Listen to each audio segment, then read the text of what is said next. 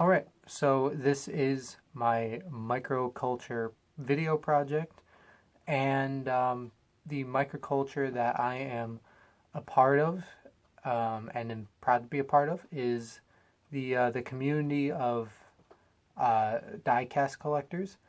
Now, there are a lot of people that collect like the Hot Wheels stuff. I'm not necessarily interested in that kind of stuff, just because for me personally, I do like the uh, race cars kind of stuff. The the ones that are actually based off of whether it be like a NASCAR or IndyCar, whatever. So I'm getting notifications. Um, but yeah, that's more what I'm interested in. Not really the Hot Wheel generic types of cars. Like I said, I'm more interested in stuff that actually raced on a track and models of that. And where we're at right now, there is actually a lot of different kinds of diecasts that are created, and yeah, so yeah, let's get into my microculture. Okay, so here I have laid out pretty much every kind of diecast I could find in my collection. There's also a couple haulers. I don't really necessarily care too much about those, but I do have some. Did inherit some. So basically, my just a quick overview of the whole collection. There's these shelves. I'm starting to work on this shelf here. We have these cases, that bucket of mostly older ones. We have two cases up there, some more haulers. Then finally, over here, we have two shelves of this. And the reason why there's blank spaces, if you couldn't tell, is because I took some out. Now, as many as that may seem, and it is a lot, that's actually about 11 years of collecting. So that's what 11 years over time looks like. It's not like I got all that at once. But anyway, so getting into the microculture a little bit, some of the beliefs and values of people in this diecast collecting community is that a lot of collectors like to take care of the cars they get. I know some of mine you may see a little dust on them. Probably should clean them more. But as far as damage goes and everything, really the only ones of mine that you'll see any sort of kind of used up damage are the ones that are supposed to be like that. We'll get into that. Or some of the older ones that are in that bucket when I actually used to play with them when I was like 8, when I first started getting them.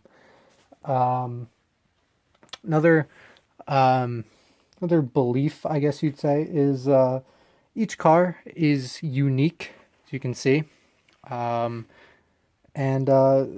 therefore can never really have too many. The collection never stops, and generally, collectors do feel lucky to have the collection that we have, so we don't really too get hung up on what we don't have.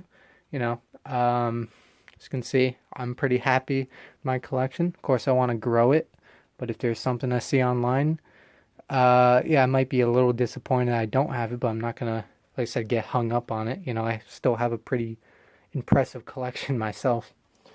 So the type of people that are in this group, I mean, it could really be anyone, honestly, but kind of, just like any microculture.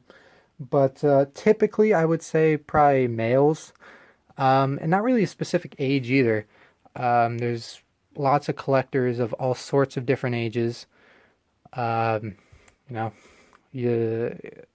there's a lot of people like me, a lot of younger males who are really getting into this.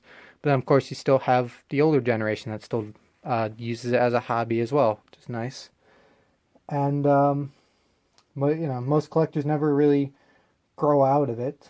So like I said, that's pretty cool. Um, Another group, which I mean, I would think was pretty obvious, but a group that has a huge passion, I should say, for racing. So pretty much every car they get, especially if they've seen it on TV or in person, it means something to them, and that's why they want to keep it. And also another reason, or another type of person, I guess I should say, I don't have a custom car. I've never bought one, but that is a huge market with these, especially with the bigger scale ones. There's screws and stuff all over the bottom. You can take out the chassis. You can swap it if you wanted like a better quality one, for instance. Or another popular thing is, once again, never done it, not entirely sure how it works, but there's some sort of cleaner or whatever you can wipe across the cars to basically make them blank. So like for this one, if I were to wipe it clean, it would basically just be an all dark blue car. And then from there, you just put on whatever stickers you want, and they're custom. Of course, with those are a little bit more shoddily made most of the time. But there are some decent ones out there too. Some of the traits of the group are, everyone in the community is generally pretty nice and, as I mentioned before, passionate about racing, so they're pretty excited to talk about their collection. Pat actually already said that. I'm looking at my notes here. I kind of already said passionate about the sport of racing. They're usually open to talking about or looking at other people's collections, and not really necessarily to compare to their own either. Mainly, and I can attest to this, is that it's cool just to look at other people's collections, just to see what they may have. Like I said, not really to compare, but it's just cool to see what other finds people have found. Okay, so here's where we get into actually looking at these. So there is a whole another language, which in the for the last postings on Canvas, where we initially talked about our microculture, I didn't even think about this for some reason. I guess just because I'm so used to it. But someone that responded to that was talking about, he didn't really understand most of the words on the racing website for these diecasts, and yeah, I can see why from an outsider you may not know a lot of them. So we pretty much have our own language. Going through pretty quickly here. Some of the terms are like these kinds of cars. This one is referred to, and this one is referred to as an ARC, which is ARC, which is just an acronym. Not acronym. Acronym? I don't know. It stands for Action Racing Collectibles, which is just a brand. It's a part of Lionel, who also distributes these. That's all it really means. It's your standard 124 scale, which is what the scales mean is you take a real life-size car and you shrink it down 24 times. Then you get 124, which is what all these are. And this are the standard kinds. Although this is a little bit newer, so the hood actually opens on this one. But that's about all it does. But there is some good detail in there. And you'll see some even better detail on some other ones. But and all of these are 164. Same thing. Real life car shrunk down 64 times. This one, I don't remember if this is a 24 or 43. This one, actually, 18, I mean. This Indy cars, this may be a 118, which is, I don't think I have to explain this anymore. Shrunk down 18 times. This one is a 143, shrunk down 43 times. And then we even have a really small version, 187, and I don't have one, but there's an even smaller one, which is a 144, which I don't know why you'd want one that small. But anyway, as I was talking about the ARC, some of them, especially the older ones, don't have any hood opening and or trunk. It's basically just to look at. It's plastic. Tires are still rubber, I think. Yeah, they're still rubber. This truck, even the modern trucks, when they make them. Don't have any opening parts really. This one's from 1995, so this one's older. This is a newer one. This one is what they call an ARCA car, which is just another series. I got it autographed, but it's kind of hard to see because the interior is black and it's a black pen. But with the newer cars, as I showed you before, that's pretty much all they do with opening wise. Now also under the 124 branding is what they call Elites, which is a more detailed version. I don't have a modern one. Actually, all of these, this is kind of the same thing, even though this is only the standard 124. They have like a felt window net, like window net material. So that's basically what the modern ones have. But here we have one from 1999 where it's just plastic, but it has better engine detail. And I actually need to pause the video because I actually need a pen to dig underneath to open this hood. And there's the hood detail, actually really nice detail under the hood. You have the trunk, which has the fuel cell, and underneath, yeah, it's metal. You have a bunch of individual parts. I don't know if you can see that or not, but there's springs, and the wheel just fell off. But there's working suspension in this. We got the tire back on. So you have rear suspension that works, and you have front suspension. This one is from 2003, I believe. Still an Elite. Pretty much the only difference really is that the window net is now rubber at this stage, but same things all around pretty much. I think this has, yeah, suspension. I'm trying to run through this quick because I notice I'm already at 10 minutes somehow. They don't make these anymore, but there's also Elites for the 164 scales with metal bodies, rubber tires. Compared to, by the way, most of the other 164s just are what they call hard tops. Basically just hard plastic for tires instead of rubber. But, you know, same thing with this one. Fuel cell, trunk opening, engine. And the window net is some sort of material. Kind of like, I don't know what they call that, but I need to move on. So another version of this is Race Winds, which it kind of sounds like what it is. It's basically, they usually do it for when a driver wins a race, where they have, where they take reference pictures of it in victory lane, and then they model that car after what kind of damage they had. This one ran at a super speedway race at Daytona, so there's a lot of damage. You see a tire right there, or a tire mark. You have a bunch of damage there in the quarter panel. So that's what a race version is. You have a bunch of different special finishes. Most of them I don't have because, especially on these scales, they're expensive. But I do have some of them. This one, you can get some of these at Walmart, by the way. Like this one, it was just $5 or $6, I should say, at Walmart. But these ones are rare to find. This is what they call liquid color. It's pretty much really shiny. They take whatever color is the main color of that car, which is that, and they make it shiny.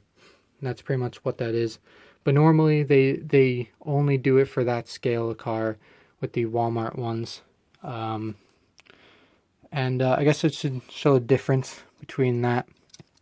So this was one you can buy in Walmart, as I said. Interior is white. There's no real name banner.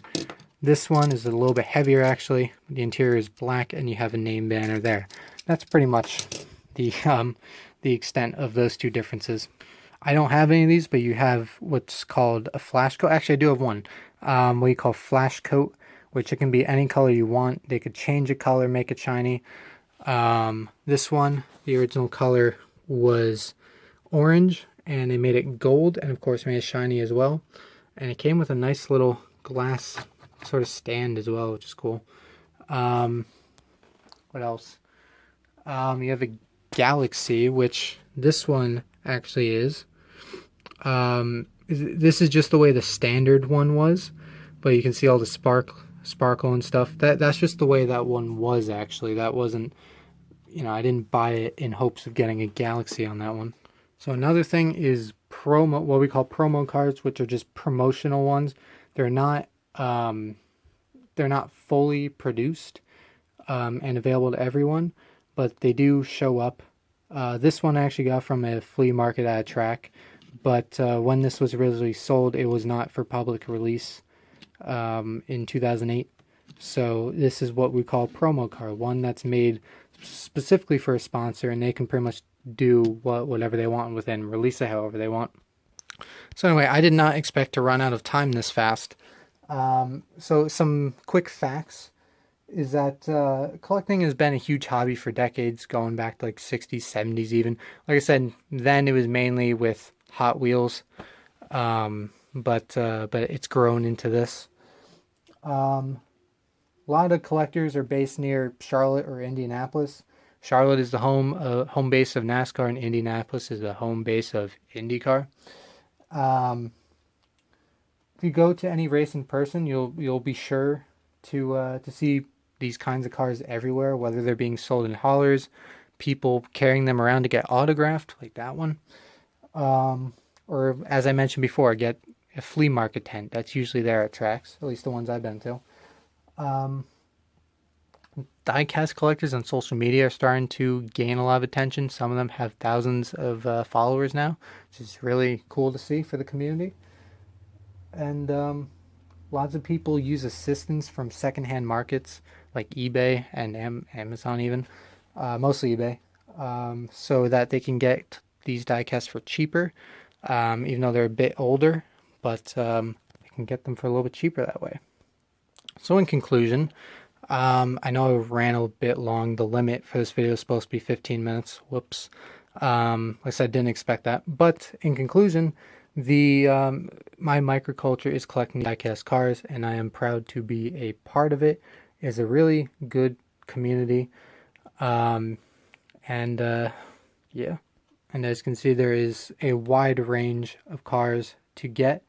And as I said, the collection just never really stops growing. And yeah. So also many, as I said, many of the people in this group are very passionate about racing, so they love the collections. It's cool to see other people's collections. Really like it, and we really value our collections a lot, which I do believe makes us a microculture. So other than that, thanks for watching. Like I said, I hope you don't mind that I went a little bit long. I wasn't expecting it to actually be over 15 minutes. Other than that, thanks for watching.